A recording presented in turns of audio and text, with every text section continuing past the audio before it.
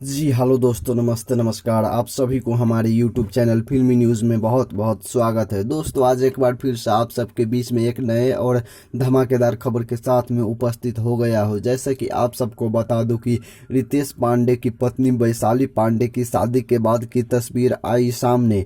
उस तस्वीर में वैशाली पांडे काफ़ी ब्यूटीफुल और काफ़ी खुश लग रही है। रितेश पांडे ने बनारस की लड़की वैशाली से हाल ही में शादी रचाई है, यानी कि 14 मई को शादी हुआ था। रितेश पांडे जी और वैशाली पांडे जी विवाहित बंधन में बंधे थे और बहुत लोगों का यह सवाल था कि क्या रितेश पांडे जी शादी से पहले वैशाली पांडे जी को जानते थे।